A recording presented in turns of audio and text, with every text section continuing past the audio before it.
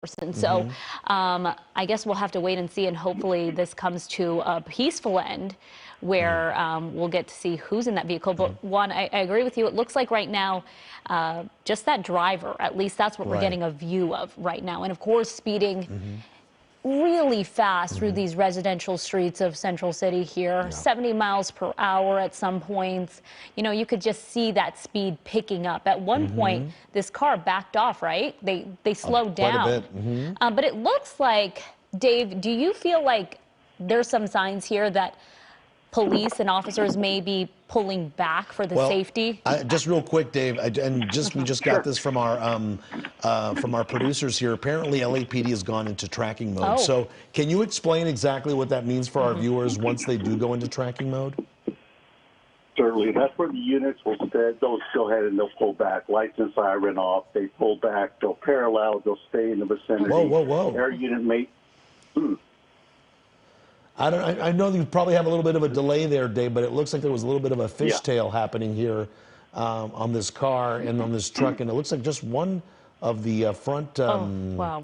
Well, it's getting a little hairier here, and one of the headlights is out. Do you notice that? Yeah, it does seem like that right now.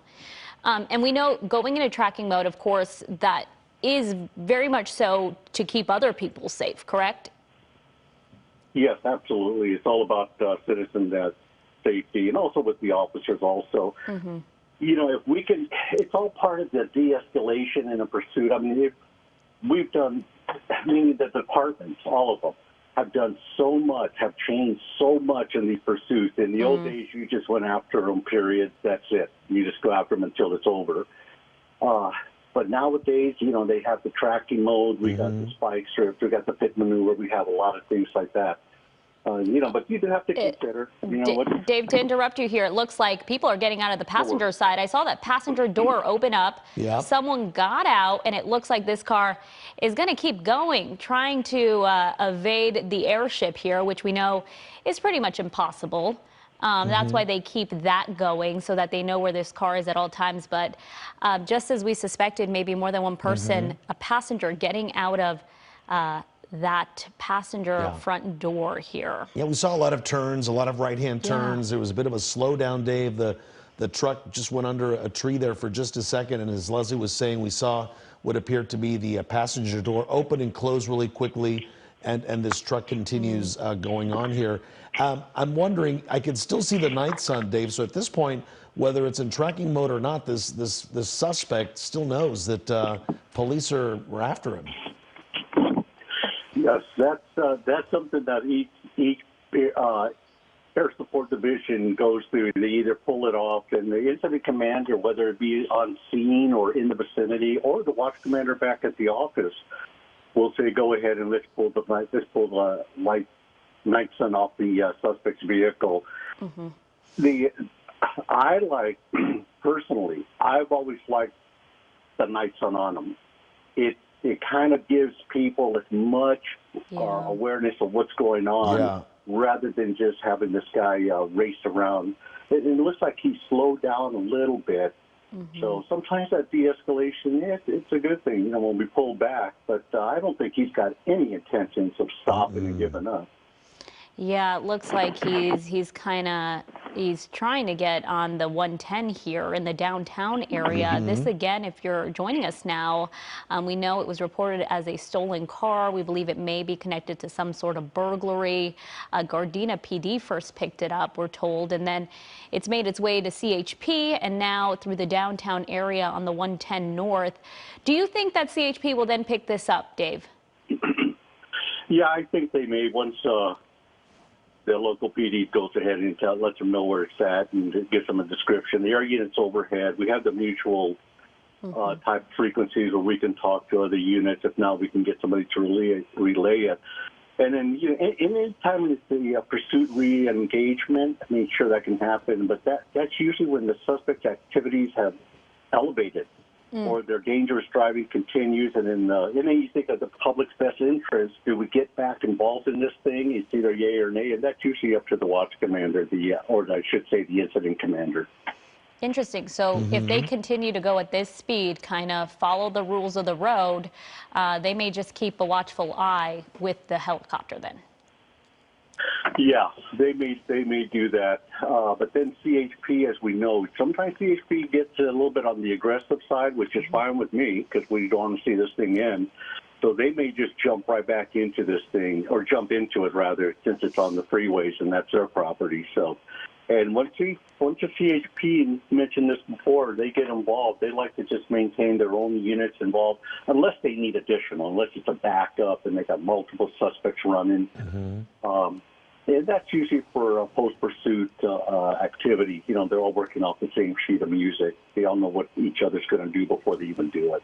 Yeah, looks like he's taking either the 10 or the 5 freeway here, one of those transition roads here. So could be headed towards the 10 east or westbound, or the 5 freeway as well, right? Yeah, that's what it looks like. Possibly getting on the 10 right now, I think. If he sticks to this lane, I think he'll then be getting on the 10 here. And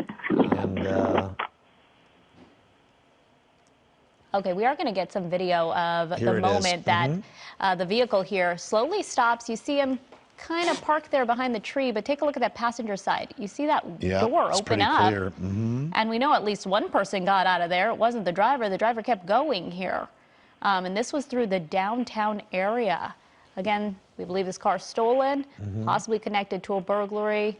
As you mentioned, Juan, we have covered a lot of these smash and grabs, and it's never just one person. It's normally a group of people. So you have to wonder, are there more people in this vehicle? And I've also, Leslie, at least I've noticed with my neighbors app in my community, I'm getting a lot of alerts of packages being stolen from front porches, right? You get a lot of Amazon deliveries, you get a lot of holiday deliveries. And I see a lot more FedEx trucks in my neighborhood and Amazon trucks. So these rings, Dave, could be very much just targeting these holiday deliveries. They know that these deliveries are going to be, you know, on steroids this time of year, and it's a lot they could take in. But in this case, it was being done with a stolen truck, and this is what's, you know, basically dinged this driver who looks like he's trying to get off here at an off ramp, but he can't go any farther forward because there's a car blocking his way. Do you see that, Dave? Yes, I got it now.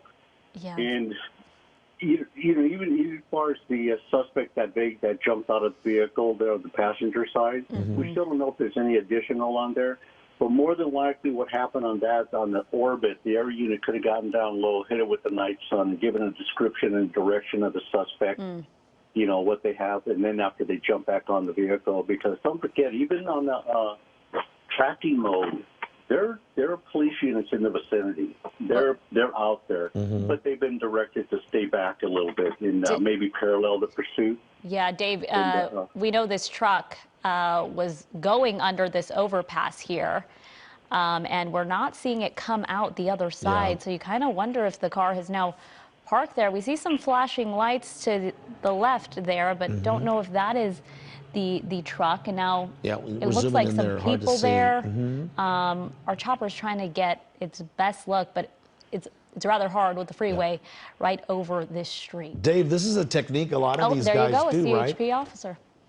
Oh, did he pull over? Is that the truck? It looks like that's the truck right there. And it doesn't look like a driver is in that driver's seat.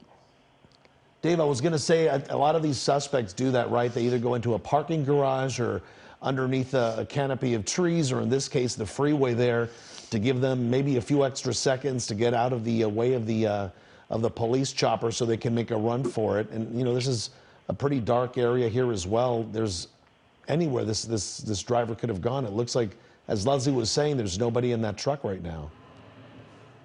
Yeah, it appears that way. And if anything, if they clear that vehicle, even the air unit right now could be circling the area and lighting up all the peripheral. And then what they may be doing also, at least what we would do before, and that's grab some black and white, some police units, and then just secure them around the area and kind of set up a wide perimeter. Because I mean, this isn't the first time they've done this, and you know, probably got out, you kind of get the direction, but the air unit will set up a wide perimeter, and then after that, we just start shrinking it down. But I wouldn't put it past this guy. I mean, the lights are off. He probably hit it, and then turned everything off and took off on foot. Yeah, it looks like a pretty industrial area here on Mission Road. But, you know, a lot of times these people think they're going to take off. They go into remote areas. They go into, we've even seen hillsides, things like that. That's right. And police are still able to find them because they have so many more resources than these criminals even think they have.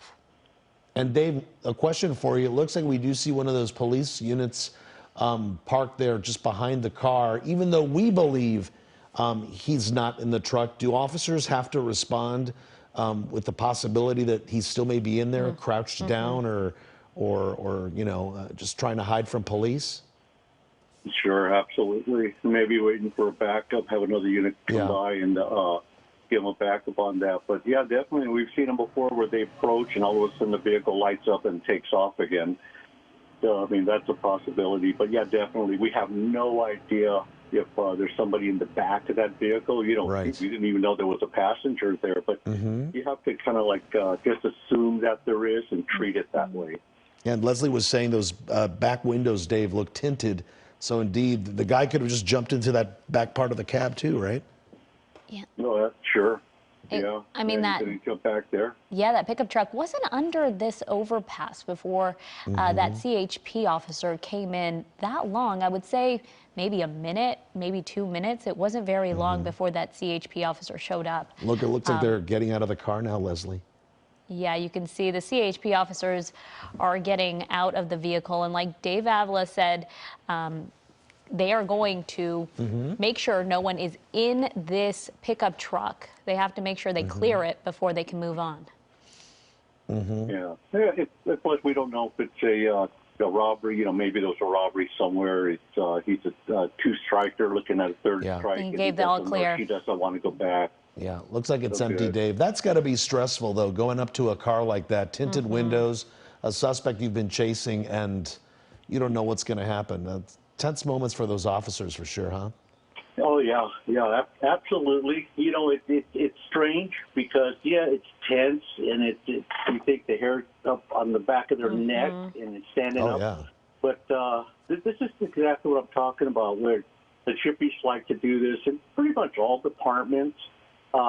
Because you're trained at the same academy, you know who's going to, you know, somebody's going to say, okay, I'll do the talking, and, you know, we'll do, so they work hand in hand. But like I said before, I've had backups before where I didn't care the color of the uniform or the shape of the badge, just give me a backup. Right. Yeah. You know, That's what you need at that moment for your safety. Yeah, exactly. Right. Dave, we thank you so much for joining us tonight. We're going to wrap up our coverage here only because it looks like they have cleared that pickup truck that was reported stolen and possibly connected to a burglary here. But it looks like those suspects or whoever was inside took off, and now will be the task of possibly finding that person. Dave, thank you so much for your expertise. Thanks, Dave. No worries. You bet. Bye, guys. Bye-bye.